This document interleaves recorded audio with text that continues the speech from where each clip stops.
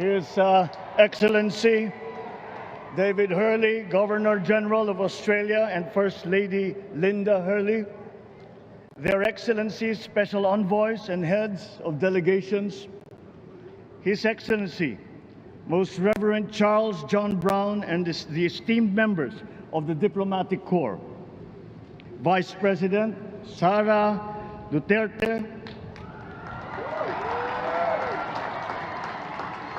President Fidel Ramos, President Joseph Ejercito Estrada, President Gloria Macapagal Arroyo, Senate President Vicente Soto III, and the honorable members of the Philippine Senate, House Speaker Lord Alan J. Velasco, and the honorable members of the House of Representatives, Chief Justice Alexander Gesmundo, and the honorable justices of the Supreme Court, of course, First Lady Lisa Araneta, and my children, Alexander, Sandro, Simon, and Vincent. I cannot proceed without a special greeting, of course, to the former First Lady Imelda Romualdez Marcos,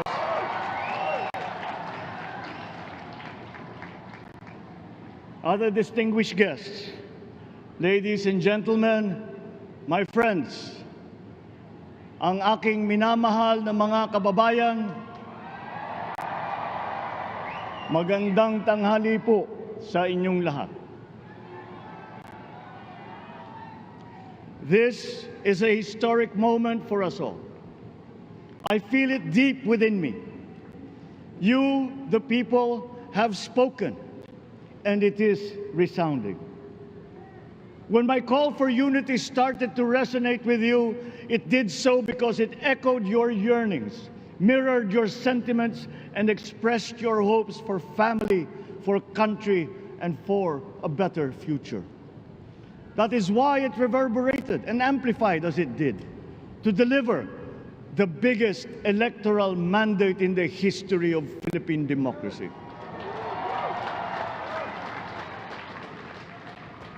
By your vote, you rejected the politics of division. I offended none of my rivals in this campaign. I listened instead to what they were saying. And I saw little incompatibility with my own ideas about jobs, fair wages, personal safety, and national strength, and ending want in a land of plenty.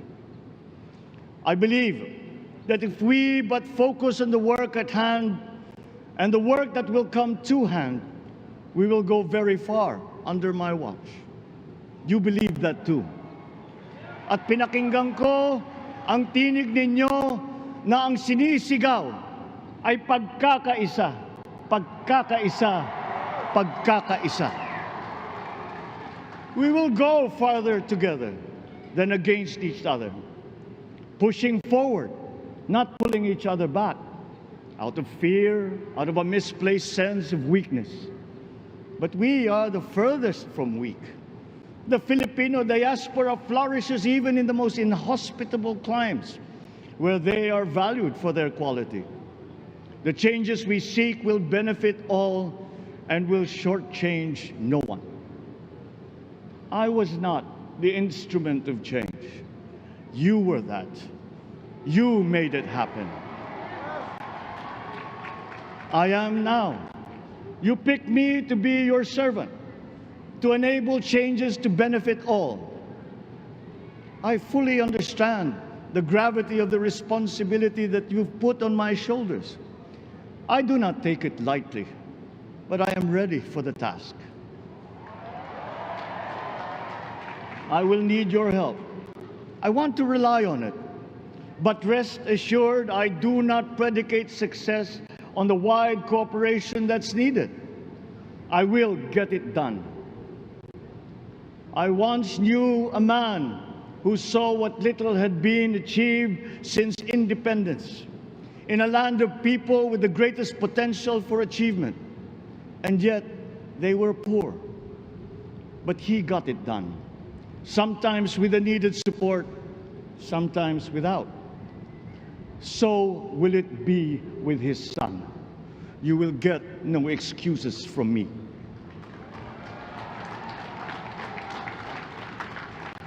I am here not to talk about the past. I am here to tell you about our future.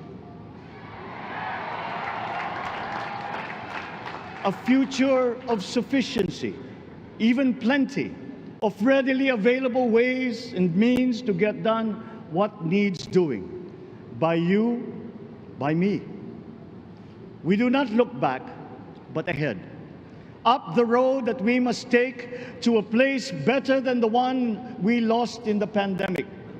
Gains made and lost, opportunities missed, well-laid plans superseded by the pandemic. Indeed, ours was the fastest growing economy in ASEAN by ways now outdated. We shall be again by a radical change in the way the world must now work to recover what we have lost in that fire and move on from there. We face prospects of the spread of the war abroad, of which we are totally blameless. We seek friendship with all. But countries like ours will bear the brunt of it. And if the great powers draw the wrong lessons from the ongoing tragedy in Ukraine, the same dark prospect of conflict will spread to our part of the world. Yet, there is more out there. Like going forward by new ways of doing that the pandemic forces to adopt. A stronger resilience, quicker adaptability. They are our best prevention. They are our best protection. Quiet reflection in a rough and tumble campaign of a breadth and intensity never experienced revealed some of them, such as the willingness to listen despite the noise, the hesitation to quarrel over differences, and to never, ever give up hope of reconciliation. These gave me the peace to ponder deeper. There are hints of a road not taken that could get us out of here quicker, to something better, something less fragile. There is also what you, the people, did to cope, but this time empowered by new techniques and more resources. You got by, getting some of what you needed with a massive government help, and for this I thank my predecessor for the courage of his hard decisions. But there is a way to put more means and choices in your hands. I trust the Filipino. Imagine how much more you'd achieve if government backstops instead of dictating your decisions. Always there to pick you up when you fall, giving what you need to get past a problem. Imagine if it invested in your self-empowerment to bring it closer to taking on whatever challenges come. Imagine a country that, in almost every sense, is you. Now imagine what you and government can achieve together. We did it in the pandemic. We will do it again. But again, I will not predicate my promise to you on your cooperation. You have your own lives to live, your work to do, and there too I will help. Government will get as much done alone without requiring more from you. That is what government and public officials are for. No excuses, just deliver. It was like that once upon a time. I did not talk much in this campaign. I did not bother to think of rebutting my rivals. Instead, I searched for promising approaches better than the usual solutions. I listened to you. I did not lecture you who has the biggest stake in our success. And the forthcoming State of the Nation will tell you exactly how we shall get this done. In this fresh chapter of our history, I extend my hand to all Filipinos. Come, let us put our shoulders to the wheel and give that wheel a faster turn to repair and to rebuild and to address challenges in new ways, to provide what all Filipinos need, to be all that we can. We are here to repair a house divided, to make it whole, and to stand strong again in the bayanihan way, expressive of our nature as Filipinos. We shall seek, not scorn, dialogue. Listen respectfully to contrary views. Be open to suggestions coming from hard thinking and unsparing judgment. But always from us, Filipinos.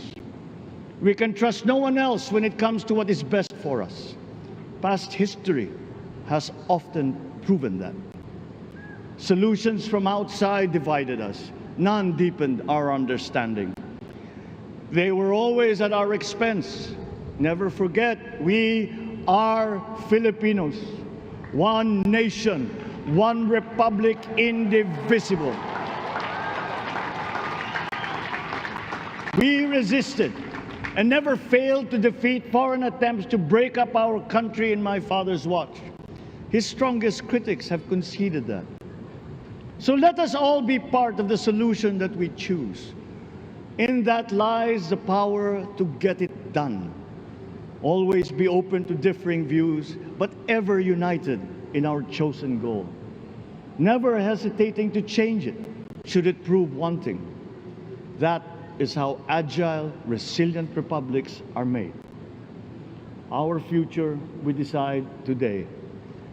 Yesterday cannot make that decision anymore, nor can tomorrow delay it. The sooner we start, the surer and quicker the prospect of achieving our future. These are troubling times. What's happening to others can happen to us, but it will not. We see what's happening. We are witness to how it is being stopped, and we have seen the glory that crowns struggle against all odds. Giving up is not an option. We've been through times of bitter division, but united, we came through to this when it shall begin again, but better.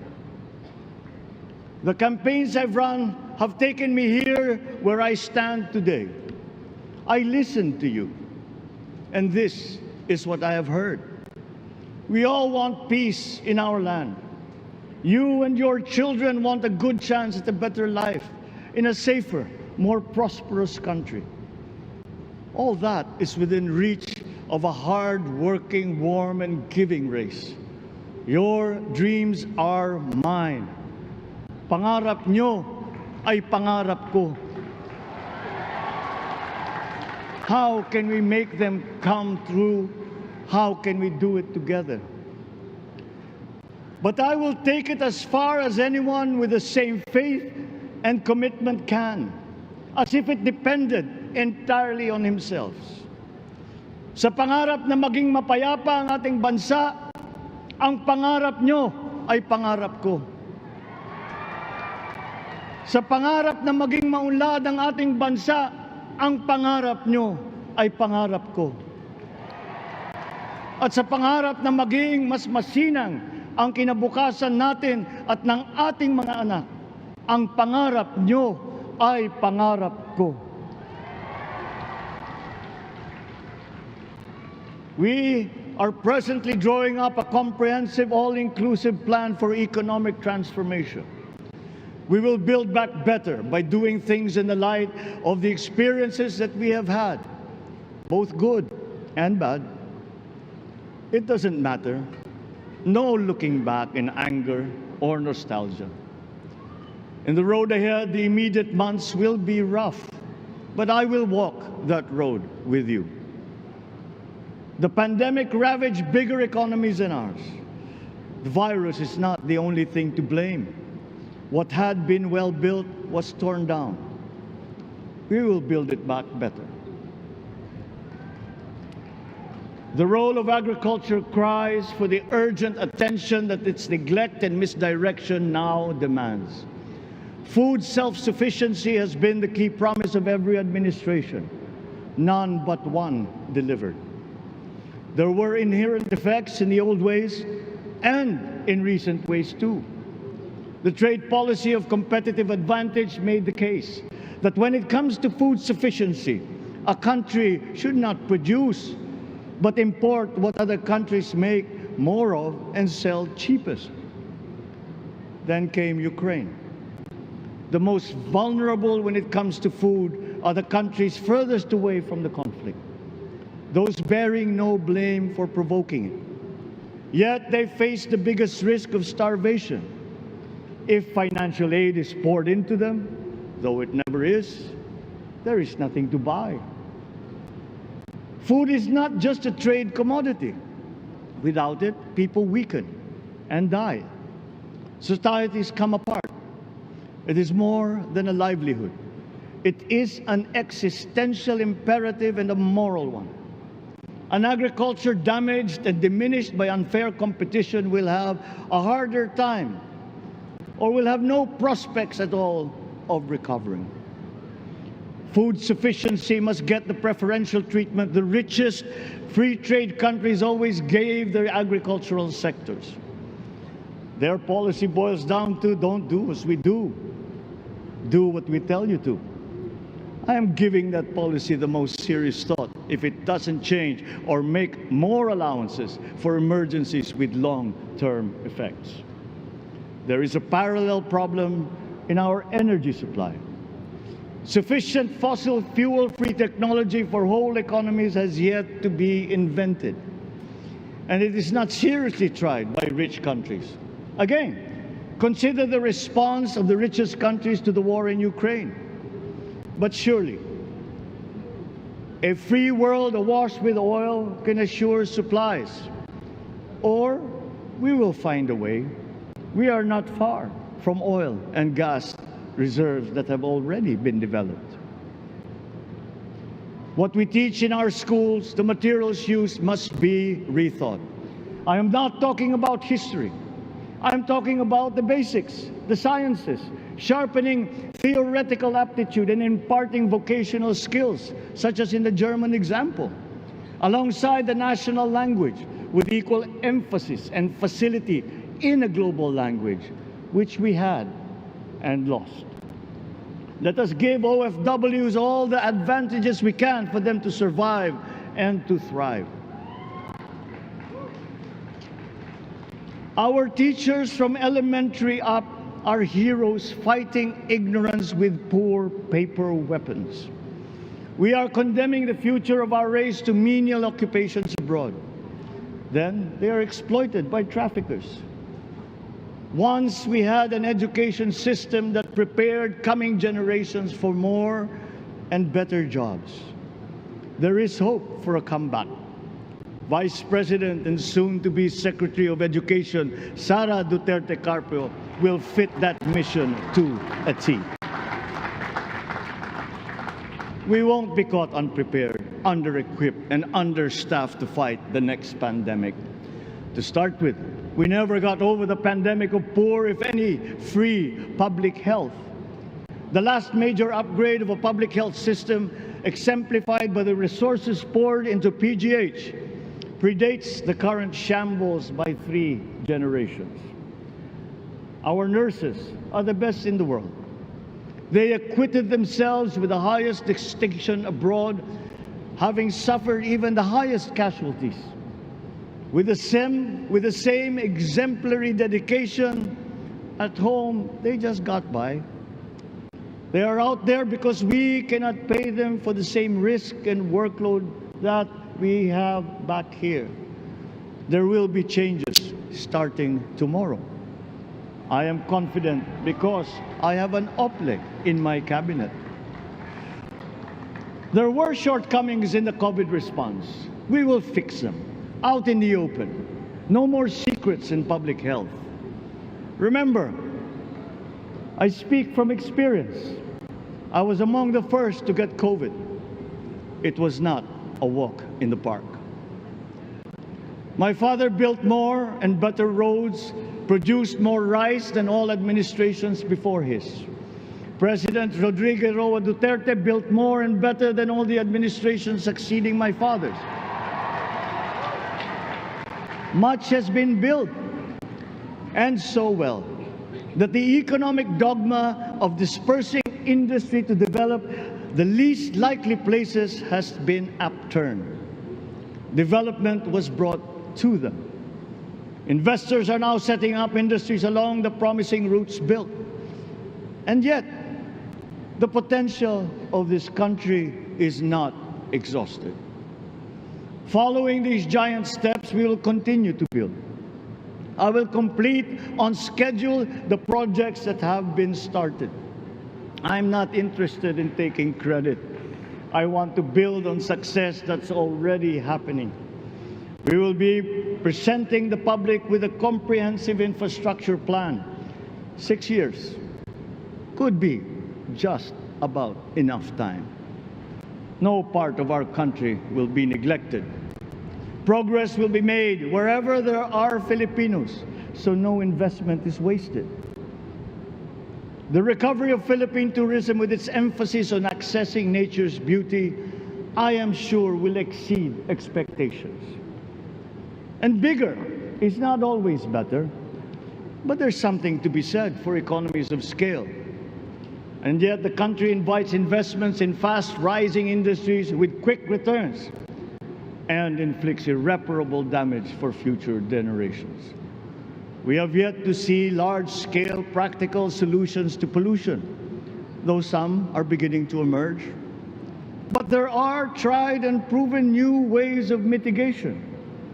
Blades have been turning over the sand dunes of Ilocos Norte, harnessing a power all around but unseen long before this day. I built them. The rich world talks a great deal but does a lot less about it than those with much less, but who suffer more death and destruction from climate change and lack of adaptation. We will look to our partners and friends to help the Philippines, who, despite having a very small carbon footprint, is at the highest risk. First, spare victims, then help them recover, and move on to lessen the harmful impact of climate change. We too have our part to play. We are the third biggest plastics polluter in the world, but we won't shirk from that responsibility. We will clean up. You will not be disappointed, so do not be afraid. With every difficult decision that I must make, I will keep foremost in my heart and in my mind the debt of gratitude I owe you for the honor and responsibility that you have conferred on me. Whatever is in a person to make changes for the better of others, I lay before you now in my commitment. I will try to spare you. You have your other responsibilities to carry. But I will not spare myself from shedding the last bead of sweat or giving the last ounce of courage and sacrifice. And if you ask me why I am so confident of the future, I will answer you simply that I have 110 million reasons to start with. Such is my faith in the Filipino.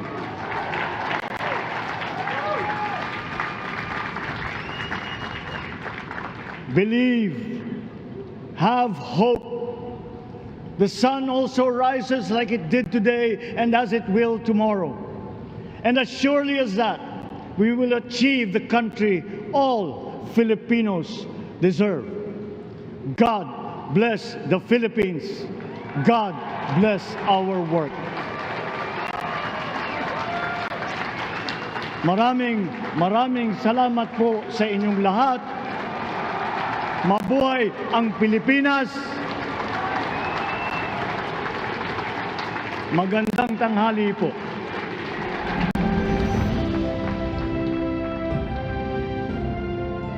Excellencies, ladies and gentlemen, the President of the Republic of the Philippines, President Ferdinand Romualdez Marcos Jr.